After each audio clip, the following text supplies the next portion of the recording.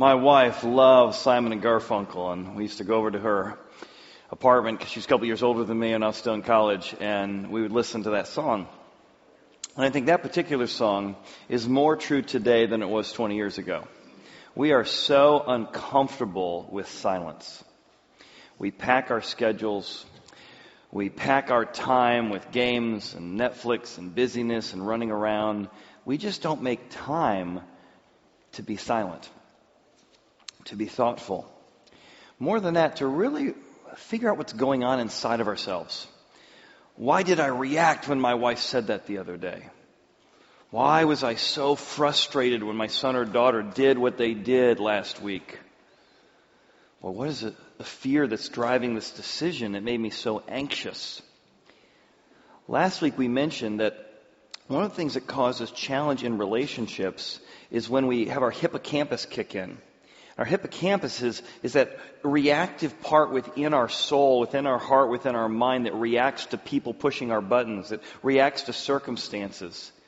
It's almost like before the rational part of our brain begins to sort of engage, the emotional part gets in. And I mentioned that when you get hysterical, it might be historical. There might be something historically going on that is driving that, and yet we don't take the time to sort of self-diagnose, to look into our own hearts and soul and say, what's going on? I may need to listen to my own heart. So today we are going to be looking at a book. It's a book called Boundaries for Our Soul that I started reading about 4 or 5 months ago. It's been so helpful. I want to share some of the specific things I found incredible freedom in my own life from.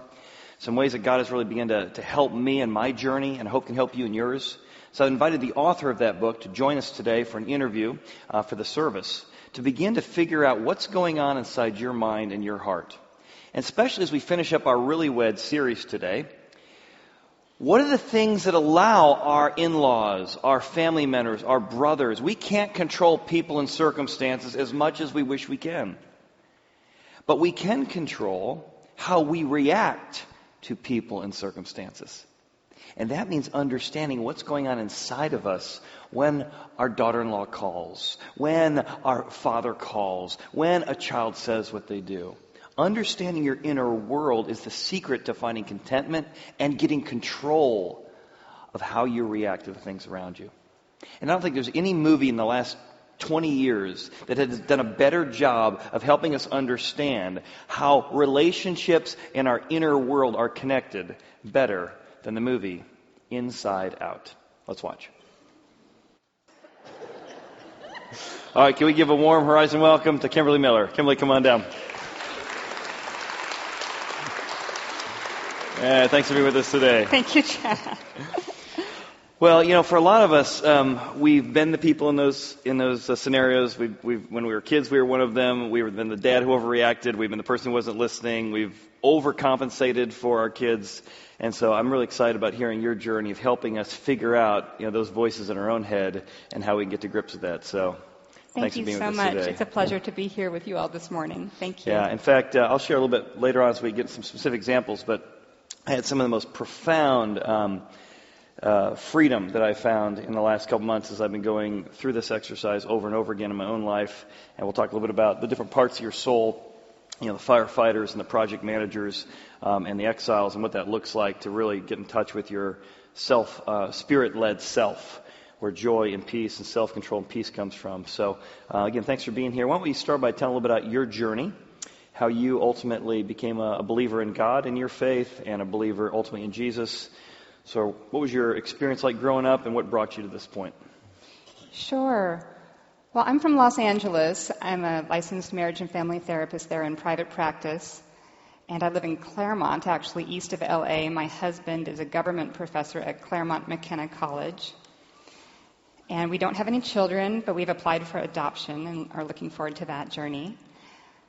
Backing up a little bit, my maternal grandfather, so my mother's father, was from a small farm in Oklahoma. And his father was a man who had a hot temper, and he beat my grandfather. And so my grandfather left home around second grade and never continued his education beyond that. But he ended up discovering and developing the East Texas oil fields just in time to help fuel the Allied forces in World War II. His name was H.L. Hunt. And our family-owned company still is in Dallas, Texas today, headquartered there. And so I was born in Dallas, and my mother met my father at Southern Methodist University. And they got married when she was only 19 years old. Wow. And so it's not surprising that she didn't have a lot of skills at managing her emotions. And my dad was only 20, so he didn't either. And she wanted him to become a lawyer and to practice law somewhere far away from Dallas. She wanted to leave their hometown. But he wanted to work at the family company because my grandfather had invited him to do that. So they started having conflict in their marriage. And without the skills to lean into those difficult conversations and understand how to regulate their emotions, they ended up getting divorced.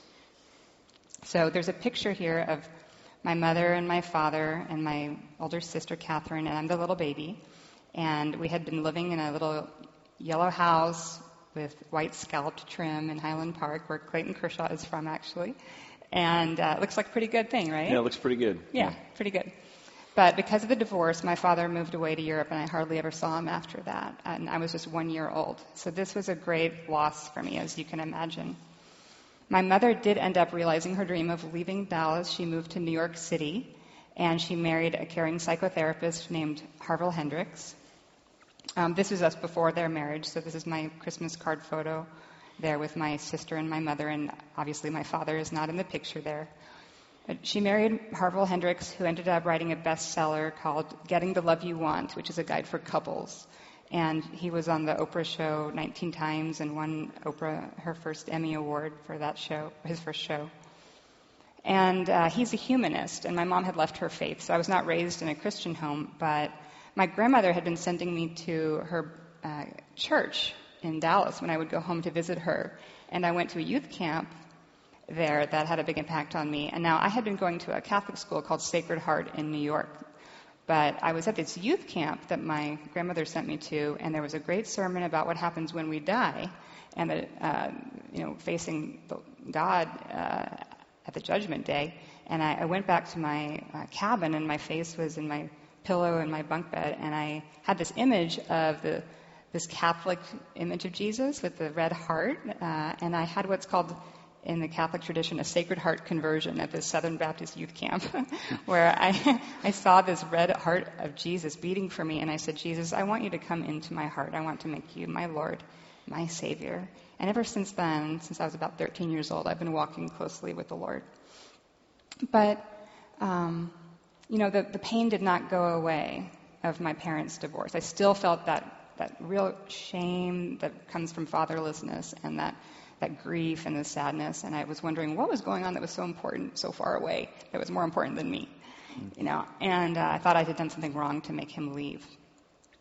I ended up going to Redeemer Presbyterian Church. I was the only teenager in the founding congregation of Redeemer in New York City, 1989. We got started, and Tim and Kathy Keller became a second family for me and mentored me. And so I knew in my head, as well as a person could know, that I have a Father in heaven who loves me. But for some reason, I could not get that truth down into my heart. They say that the longest distance in the world is between your head and your heart. Isn't that true? Isn't that true? Yeah. So I was trying to figure out, how do I really internalize this idea that God loves me and walk and live every day knowing that in my heart and soul? And so I went to counseling, and I searched high and low for some way to get rid of this pain, basically. I was just trying to not feel so much pain all the time. And I ended up finding this method that's an evidence-based therapy method called internal family systems therapy. It was developed by a man named Richard Schwartz in the 90s, who's not a believer in Christ. And I've developed this Christian approach to it and also tried to make it more popular by using this boundaries language of having boundaries with the different parts of your soul. And that's the book I'm here to share about. Yeah, and I mentioned earlier when we played that Simon Garfunkel song that the idea of embracing silence and knowing your own soul. Why do you think this book is so important right now, and why did you write it? And maybe we'll start with the problem, and then we'll move to spend most of our time today on the solution. So why did you write this book for yourself and for others?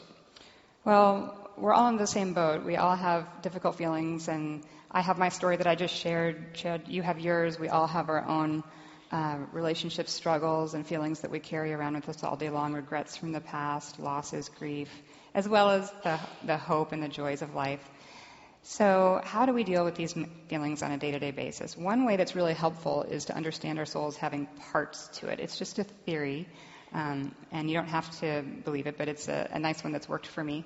Dallas Willard said, understanding is the basis of care in renovation of the heart. So to work with your soul, you really need to understand what it is. And church tradition has considered these different parts of the soul. For example, Teresa of Avila spoke of the rooms of the interior castle of the soul. St. Ignatius of Loyola talked about the interior movements of the soul. And in fact, every major school of psychology has acknowledged the mosaic nature of the human soul, starting with Freud, who talked about the id, ego, and superego. Transactional analysis talks about the parent-child. This is a development that works well for me. There's 3 parts to it, which is kind of easy to remember, and it's sort of Trinitarian. And then there's the spirit-led self in the middle. So the problem is that we have these parts that can be divided within ourselves, and there's lots of scriptural backing for this too. Yeah, one of the things I thought fascinating, so as I was sort of getting myself, this idea that we have an inner firefighter and project manager that's there to protect us. Right. And so a lot of the ways we react is it's some part of our soul who's actually trying to help us from being overly stressed or from losing control or things like that. And that was such a helpful framework for me. And the inner exile, I just felt I'm very confident. I don't have a real inner exile. I've seen people with inner exiles, but not me. And as I began to sort of dig into all 3 of those areas, fascinating what I discovered. And the most freeing thing I had happen actually was related to the exile. I'm getting emotional talking about it now. So again, very confident. But I remember this encounter when I was 10 years old. And so I was going through that exercise, just focusing, sort of feeling like my daughter got married yesterday, which was an incredible day. And really wanting to break some patterns that had happened, in our life or in my life that weren't like up in front. They were sort of way back but I wanted to make sure it didn't get passed on to her. And so I remember having this conversation with this 10-year-old version of myself as I was going through it.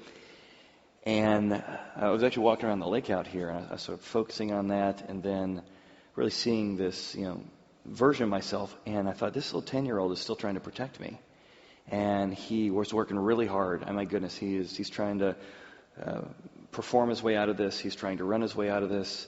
I do things very fast. Sort of the image of the Roadrunner came. That Roadrunner is deep inside me, trying to outrun problems. And I realized I don't mind fighting, but I'd rather outrun it if I can and outplan it. And I realized there's this little kid inside me who I love. And your whole idea of befriending that child was such a neat moment of seeing this young version of myself and just, telling him, Chad, I love you. I appreciate how much you care about people. I appreciate how much you want everybody to be happy. But I also want you to know that it's not your job to make everybody happy. But I love that about you. That's so much of the strength of what I have come from this young man. But then also realizing that he had moved from a part of my life that shaped me to a part of my life that was advising me and controlling me. And it was such a wonderful thing to say, hey, I want you to be part of my life. I want you to know I appreciate you, but let's switch roles. Yeah. And I love that question you had in the book. You said, ask that part of your soul how old it thinks you are. That was a fascinating question. And I felt like that part of my soul still thought I was 10. Like, no, I'm 46 now. And I love the fact that you want to guard me and guard others. But I want to take the burden off of you. And it's been a profound last month of just feeling like something that wasn't front and center, but taking the time to embrace that silence and to walk through that process. I realized that there's so much freedom now where that spirit, the Holy Spirit, not like conjured up control I found, not conjured up peace that I sort of, willed into existence. I was doing enough of that. But peace outside of myself came to bear to this spot in my life where I can now befriend that part of my life, but also find the freedom in there. So that's a few of the stories. That was a real profound one I had about a month ago. So thanks for sharing that. That's really beautiful. Yeah, you see how these parts of us can be really hardworking, and perhaps that sweet little 10-year-old roadrunner boy part of you manifests as somewhat anxious or hardworking, and people might say, oh, he's working hard today. and maybe not be so fond of that part, but you see the good intention behind it. With it, yeah. Yeah, and so what's really helpful to realize is that even the angry parts of us, the parts of us that we don't like, that other people don't like, they really do have good intentions. All parts of us have good intentions. They just sometimes, like children, need to be redirected into more helpful strategies. But they're not going to just change their strategies unless there's a connection first, just like with a child, right? When you're trying to redirect a child, you need to have that connection first. They have to trust you. And what's really helpful to realize is that there is this self, or if you've received Christ into your heart, a spirit-led self inside that these parts of you can trust. But they need you to show up, just like you did. They need you to take a walk around the lake with them and say, I'm here. Yeah. I'm here. And I probably over the years, I sort of referenced this, woundedness from this specific memory I had over the years, but I just never really took the time to dig into it. It's 10 for crying out loud. What do I need to do with that? So, as we summarize the part of the book, one of the things that's helpful to me too is, and I'm still digging into this one, which is I'm a project manager, so I love planning in advance, and that's one of the greatest strengths I have at the office. It's one of the greatest strengths I have in my career, and certainly has brought a lot of success. But I also found that that's a part of my soul, that project manager, that though it works well at work, it doesn't work well in my marriage because I get so much energy from what's next. And so where that for me is very energizing, that project manager is kind of like, what's next? Well, you're not on track when I keep moving. That's a huge strength in me. And what that gets interpreted to my wife often as, I'm never good enough. Oh. And, which of course never would I want to communicate, but I realized, as I was trying to figure out, what is the pattern that's causing this, I went, I got an inner project manager who's trying to keep me on track to where I want to go, right, that's actually unintentionally creating pressure or miscommunication. I realized that a lot of the ways I reacted was this inner project manager who does good things for me in one area, not doing well in the other. Right. Well, and as that part of you develops more trust in your spirit-led self, it can begin to listen to you when you ask it to step back a little bit, when you walk home, walk in the door at home. And what you're doing is you're creating attachment. John Bowlby created this idea of attachment theory with children, and now Sue Johnson has developed attachment theory with couples in her book, Hold Me Tight, which I highly recommend. And this is talking about attachment with the parts of yourself that need to be present with them. So as you attach better with them, then they'll trust you, and then you can say, Let's calm down a little bit. Would you back up just a little bit? And parts will back up when you ask them to. And that's where the boundaries comes in. Because, as you know, boundaries has to do with being at a comfortable distance. Not too close, not too far. But that part of you is a little bit too close when you go home. And you need to say, would you just step back a little, just a little bit, and let me take over now? In fact, there's some verses from the Bible. So this was what seems new and fresh and almost like who does this anymore, was a very common practice in the Hebrew culture. And so as you read through the Psalms, which is like these ancient scrolls we found that are actually ancient diaries. And so we get to see the diaries of people who were really engaging with their own soul, talking to their own soul. And their prayers, but it's interesting, sometimes they're talking to God and other times they're talking to themselves. Here's a couple of those. And notice the use of the word soul. Here's some Psalms. My soul is greatly troubled. But you, O Lord, how long until you help? So here he recognizes himself as, there's a part of me right now that I'm talking to, or that I'm aware of, that is troubling me. Another part, how long shall I take counsel in my soul, having sorrow in my heart daily? So here's some sadness in his own soul. How long will my enemy be exalted over me? And I love this idea that there are voices that speak to us from our soul. Right, our soul's giving us counsel. Sometimes it's good counsel, put the foot down. Other times it's the counsel of, you should be scared here, you need to protect yourself here, you're not comfortable with sadness. I realize, there's a lot of ways in which I need to know the voices that are coming from my own soul. We all have internal dialogue. This is a matter of becoming more intentional about it. I'll give you two more that were helpful for me from the Bible. Why are you so downcast, O my soul? And as a pleaser, as a person who loves joy, even watching that movie, I remember thinking, you made sadness the hero? Sadness is the enemy. I went, you know what? That is so true, that I'm not as comfortable with grief and sadness. And that was really it's the genius of the movie, really. Yeah. And again, here you see the psalmist twice in this passage talking to his soul. He's not talking to God at this point. He's saying, "What soul? I'm talking to you, soul. Why are you down? Yeah. What's caused this? What messages are you giving me?" So right, those are wonderful verses, and it's actually all throughout the Bible. Paul in Romans says, "For what I will to do, that I do not practice, but what I hate, that I do." So he's acknowledging there's a part of me that's doing something that I wish I wouldn't do. James likewise says that people who doubt are double-minded. He's saying, well, we have different minds. We're of different minds. Again, in the Psalms, teach me your way, O Lord, and I will walk in your truth. Unite my heart to fear your name. So you hear this idea of divisions within the heart that need to be united. And King David is a great example. He was a man after God's own heart. Of course, we know the story about how he did something he later regretted with Bathsheba. And then he said, Lord, give me an undivided heart to fear your name. And by the end of the Psalms, in Psalm 131, verse 2, he says, I have calmed and quieted my soul like a child within me. How beautiful is that? So he's learned over time. He's matured and grown and learned how to comfort his own soul. Well, let's get to the practical side of this and sort of like how do you do this? Because one thing I also is interesting is that these firefighters and project managers are protectors. They're, again, trying to protect you. And so how do we, real practically, you sort of develop a 5-step process for how do we begin to engage with our soul? So what are those steps? Maybe lead us lightly through that, and then we'll sort of demonstrate together and give you guys all a chance to do it later in the service, too. Sure.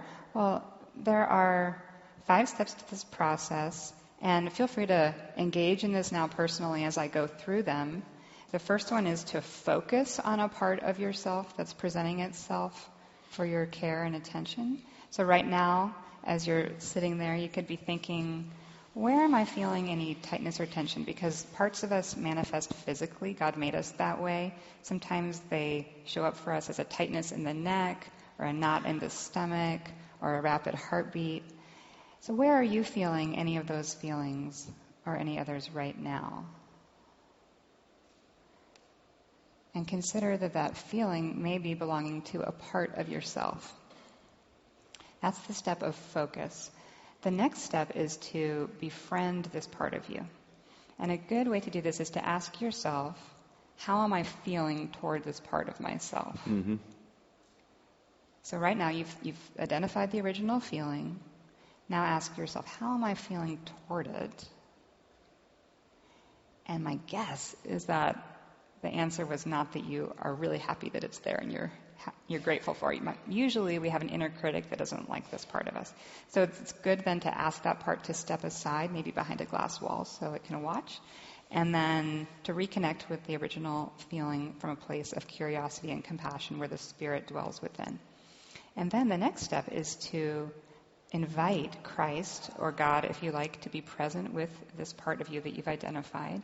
And you can do this through your God-given imagination, literally inviting Jesus to be present with the part that you've identified. And you can borrow from the Inside Out movie, if that would be helpful. Like, for example, if it's an angry part, imagine if Jesus were there with that angry part, or with the sadness or fear. And then we're really creating a connection between not only that part and yourself, which you've already started doing, but you're creating a connection between this part of you and the Holy Spirit.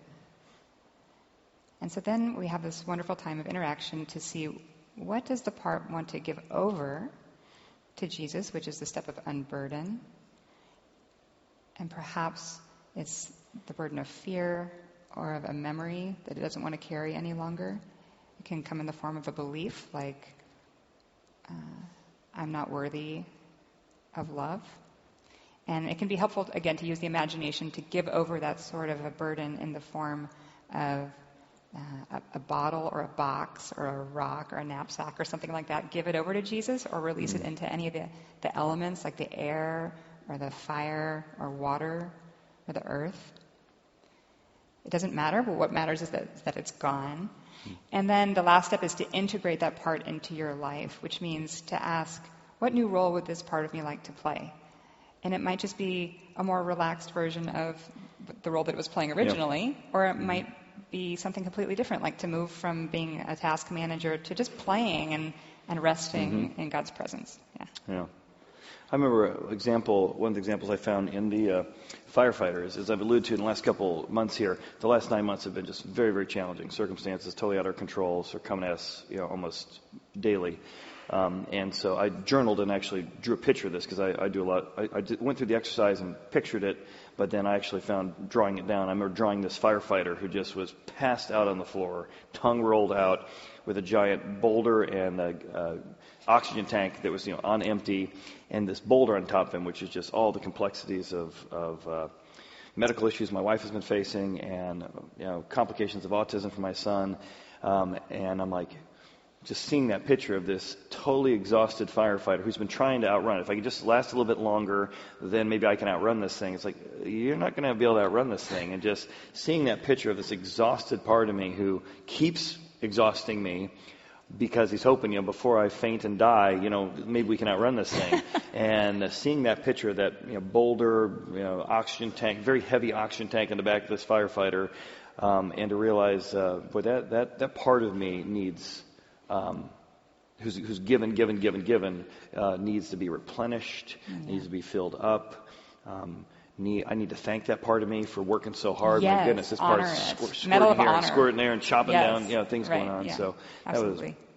How about for you, for your life? What are some of the ways in which looking at your own soul, going through that process, has helped you or maybe some of your clients as well? Right. Well, it's not surprising that I also have robust manager parts. The church is largely manager-driven, and so I've been involved in the church my whole life and have robust project manager myself, and I have the same issue that at home I tend to be a task manager, and I need to learn to relax when I'm at home. I call it my reformer part. I like to reform everything. In fact, it takes me, it's a challenge for me to even breathe for 3 seconds without trying to improve something. Mm-hmm. Yeah. So I call it my manager part, and that really helps me to realize that aspect of me is not all of who I am. That does not define me. That is one part of me that is probably trying to win my Father's approval still. And so I need to continually remind that part of me that I'm already loved by my Heavenly Father and that it can relax.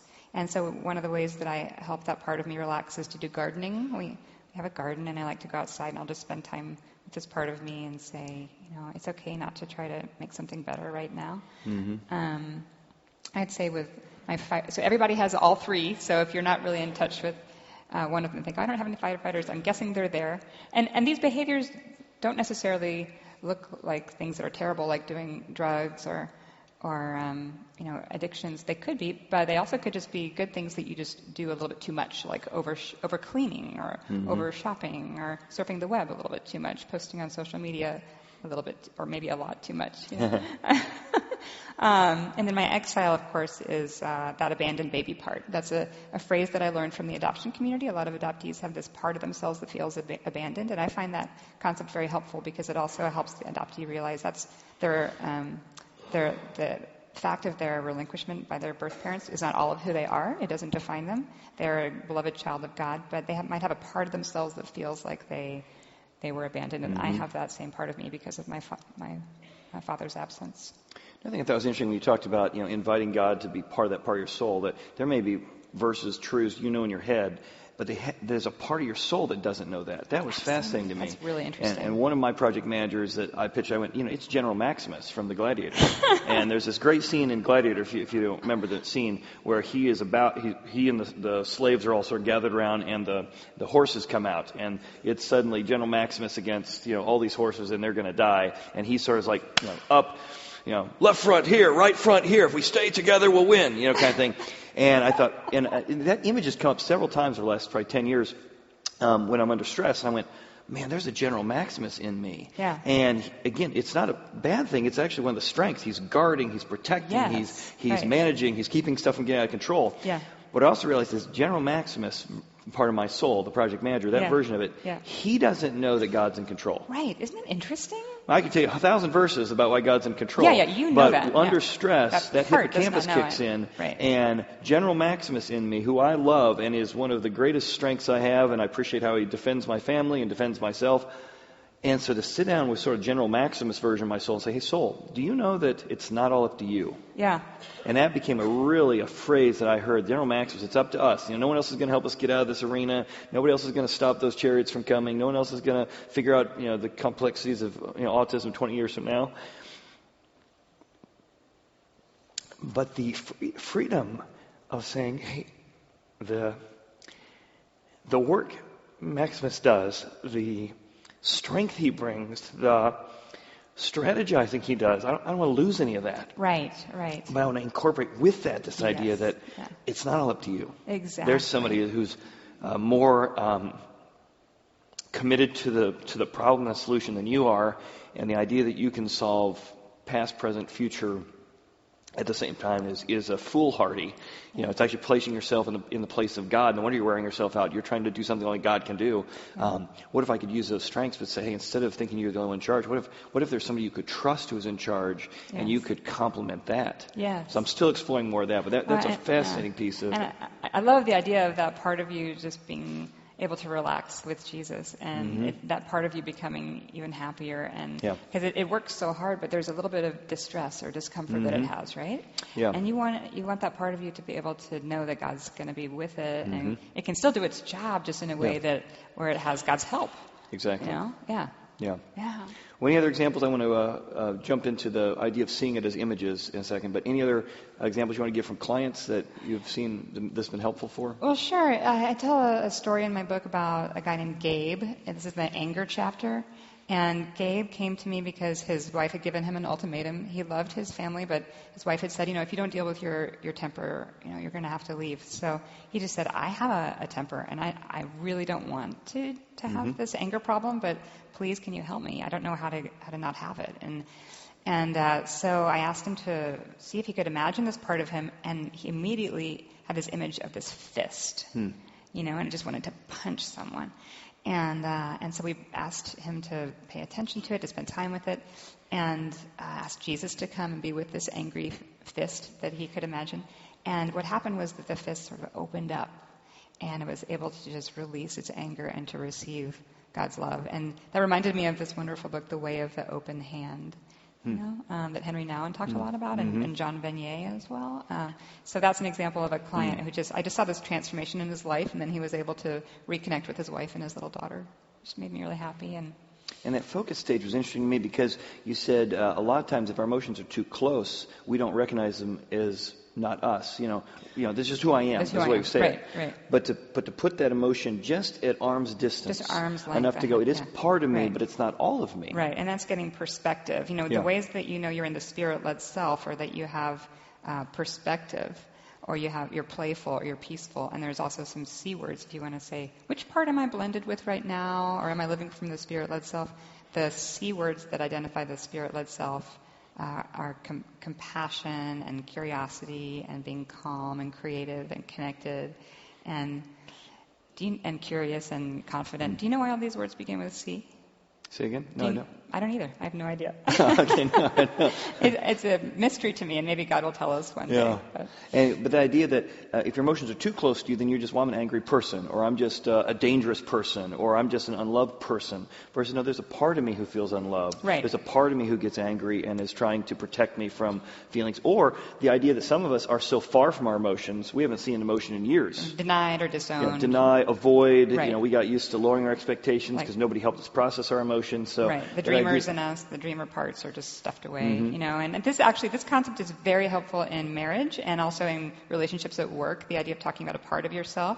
And so if you're feeling triggered, one thing you can do is you say, I need to take a U-turn right now, or you could even just think that to yourself, I'm going to take a U-turn, and then notice what part of you is being reactive, and then you can speak on behalf of that part, not from it, to your loved one or your coworker or your child, and say, there's a part of me that's angry, and I'm wanting to get to know that part of me better. It's not all of who I am. I'm committed to you.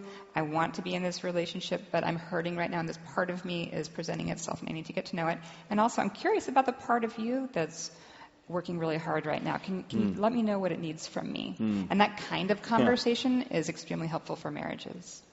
Yeah, and so tell us before we do this last exercise, why is it important to see these things as cartoons? And you said the guy who started this thing doesn't do that. He's not really a visual learner. He saw them as words. But so bring those pictures back up from why is it helpful? Like for me, those are very helpful. General Maximus. I now got a part of my soul I see as General Maximus. I got a part of my soul I now see as the Roadrunner. I got a part of my soul I now see as this kid with this 51 on his shirt, because that's the shirt I wore like when I was 10 for a whole year. So I've got these parts that I can sort of see who's right. working now. Right. Why is that helpful and Why do you encourage that as part of the process, seeing emotions as something visual? Because it just helps with connecting with them. I think journaling is really helpful in this whole process of growth. And if you write out on paper the different parts, it's easy to give them names. God gave us this ability to imagine and to name things. Like in Genesis, Adam named all the animals, and so you could name the parts. Like I have my reformer part, my abandoned baby part, and my spirit-led self, and I map them out. So the way that I journal is when I sit down to pray, I actually just start mapping out the different parts that I'm aware of in my soul, and I can give them names and even use pictures. And this is very helpful with children as well. Mm-hmm. Kids relate to this exercise extremely well.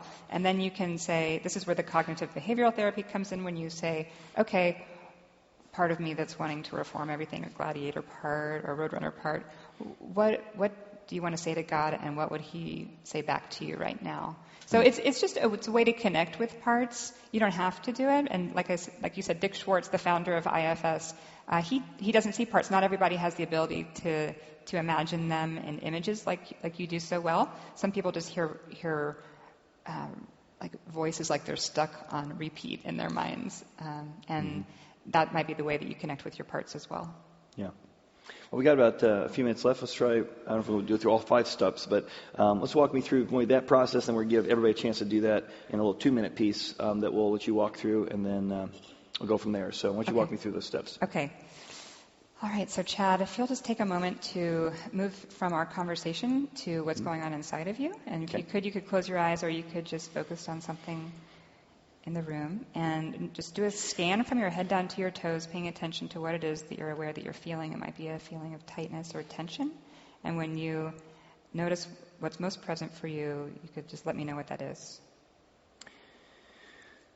I think it's joy and challenge, sort of mixed together. Perseverance and joy is probably what I see most. Okay. And so this is a physical, do you feel this physically anywhere? Yeah, I actually feel like, especially since the last couple months, I felt like this boulder's been on here. I feel like it's almost like the opposite of what I felt before, which is I almost feel like there's more freedom in my shoulders than I've felt in a while. Okay, so there's something going on like in your shoulders, like there was a boulder there that's been lifted, and you're feeling some freedom. Yep. Yeah. Okay. And so now, are you able to identify this part of you that's feeling this way as any particular part of yourself? It could be an image, or it could just be a message or a belief that you have in your mind. Well, in contrast to maybe some of the negative things I talked about before, I picture a mountain climber at the summit. He's sort of worn out, but he's joyous. He's sort of at the peak, and he sort of got his hands up in the air and sort of made it to the peak, and he's got something on his left foot, some little gremlin or something, but he's sort of, in the moment, enjoying the sort of the summit. Oh, okay. Yeah. Okay. Very joyful and very upbeat. Okay, and would you say this part of you is sort of blended with you, or is it outside here in front of you? I'd say it's a pretty. It's close enough that I can enjoy it, but not enough that it's all of me, I think. Okay, so it's a comfortable distance from you. Great. And so now we've just done the focus. And then the question is, how are you feeling toward this part of you that's at the summit, that's got something kind of on its feet that it's kicking away? Well, I think I feel good about the joy, and it feels like, my daughter got married yesterday, and just being at the summit of that and feeling like, raising my daughter for 21 years, feeling very proud of that, feeling proud of her. You get to see her give her vows yesterday to her husband, and to see him, truly in love, sharing those vows with her, just made me proud. I think so I feel very joyful toward that part of me. Maybe a little bit of frustration that I can't kick this gremlin off, which is thinking like, if there hadn't been so many challenges the last 10 years with autism and with depression and other things, I wish I could have even done a better job. So I feel like I did a great job as a dad, but I also feel like this gremlin is sort of the regret of, what if I hadn't had all this stuff to manage? Could I have done better, I think. Okay, so you're feeling a little bit frustrated, joyful and also a little bit frustrated. So that frustrated part, could you ask it just to step aside and just observe what we're going to do here for a moment? Would that be all right? Sure. So that we can get to know it better. We really appreciate the frustration, but we just wanted to watch for a moment. Yeah. Okay, so now returning back to this part that's got something sort of on its foot that it's wanting to kick away, does it know that you're there with it? This part of you? Yes. It does? Okay, how old does it think you are? Yeah, I think it recognizes the age I am. Your age. Part of the summit is recognizing that we've been on a journey together. Okay, So I think it does. It's in touch with you. Okay, and then what would it like to say to you if it could just kind of summarize what it's feeling? You already sort of said it, but just to recap. Yeah, it's interesting. 2 words, well done. Oh, yeah, it's saying well done. Oh. Yeah, well done. Wow. Yeah, well done. That's great. Great. Yeah, I think that's just a joy, not just within myself, but a joy of sort of God being with us on the journey. So I think it's a mountain. God's been with us on the mountain. Yeah. It's not that we climbed up the mountain ourselves, but it's that we journeyed with God up the mountain, and well done. So He was with you. Yeah. So it sounds like Jesus is already with this part. I think so. Yeah, in contrast to some of the other yeah, ones. He's already there. Yeah, he wasn't. Yeah, I think this part's very much in touch with God. This is a pretty spirit-led part. So God's already there with it, and so does it have anything it wants to give over to Him? Yeah, I think we're going to kick off the gremlin on the left gremlin. boot, is maybe that there's no need to. Part of climbing a mountain is it's tough work climbing a mountain. So there's no need to come to the top of a mountain burden-free or without some work that came to get there. So so I think kicking off the boot, the left boot. So why don't we just let that part just kick off the boot and just let that happen? And if it needs Jesus' help, He's right there, so He can help with that process. Just whatever needs to happen. And can you let us know just what that looks like for you? Yeah, I'm going to throw that boot off the mountain. There's a big cliff on the other side. That's right. Just get rid of it. Just throw off that boot, Yeah. and Jesus is there too, helping. And is there anything that Jesus wants to give in exchange for having gotten rid of that boot? I think there's a verse I'm thinking of, or a phrase. Rejoice with those who rejoice, and I am with you always. I will not leave you or forsake you. Okay, and is that part taking in those words from Him? Yeah. Yeah, that part can very easily take in those words from Him. Yeah, how does it feel? How is that for that part? Feels like being on a summit of a mountain, actually. Yeah. Feels pretty great. Yeah. And now lastly, what role would this part like to play now that it's at the top of the mountain, it's gotten rid of the gremlin? I think one of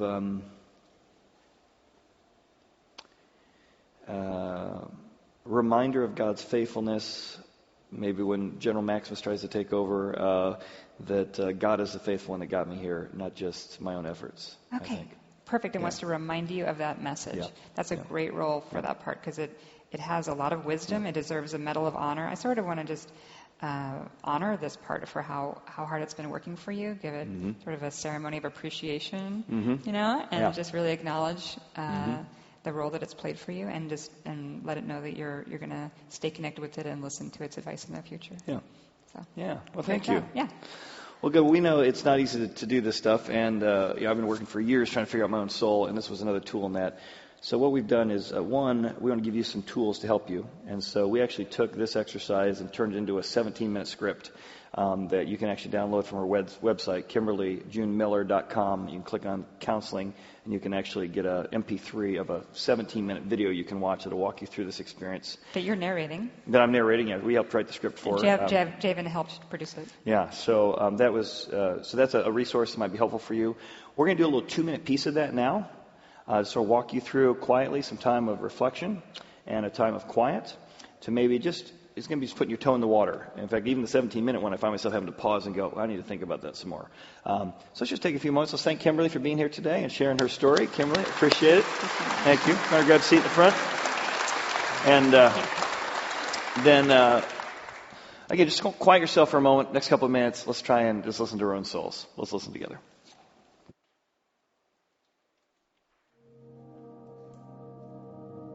Take a moment to be still, to reflect, to slow down, to actually listen to your soul. Let's begin. Turn your attention to your breathing, lengthening your exhales and focusing on what you're experiencing right now. Notice your thoughts. your emotions, your physical being. Is there any tightness or tension in your neck or shoulders? Any pain in your back? Maybe a knot in your stomach? What emotion or thought is causing this physical sensation?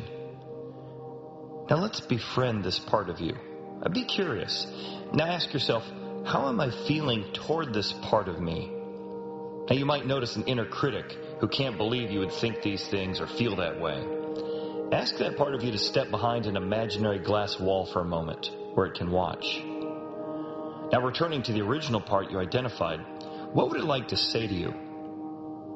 What line does it want to repeat to you over and over again like a song stuck in a loop? Is it an overwhelmed manager part of you, helping you to survive and take on the challenges of life? Is it an inner firefighter who's worn out from dealing with a crisis?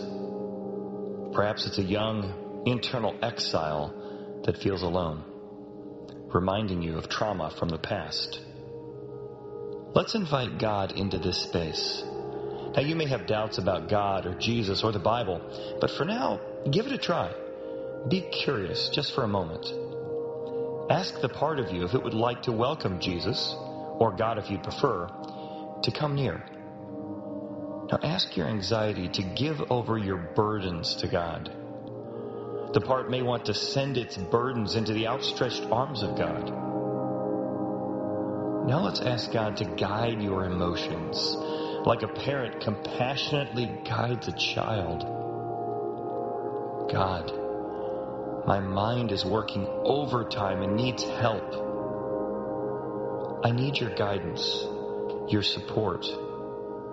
I invite your comfort, your wisdom, peace, love into this space.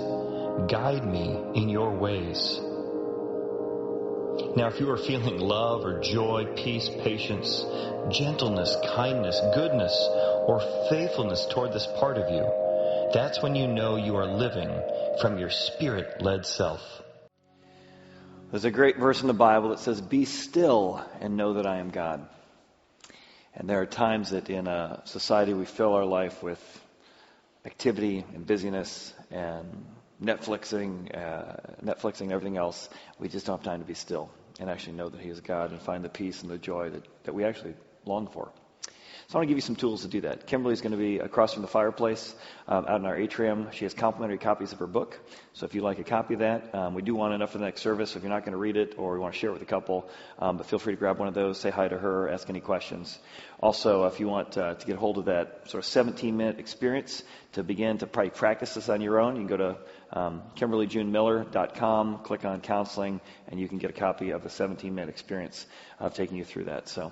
And lastly, another tool, sometimes it's helpful to hear people tell their story. And so we have a special Horizon Women's Present. Beth Guggenberg is going to be with us on November 8th at 7:30. And she's going to share 6 lessons learned during the challenges of life and how through a hard story in her life, what are some good that came out of it? How do we find the good in the midst of the hard? So if you are a woman and you want to join us for part of that, of course, if you're a man, we have Authentic Manhood that happens on Sunday nights and Mondays. We invite you to be part of that as well. Thanks for being here. We invite you back for a brand new series next week called Well Connected. See you all then.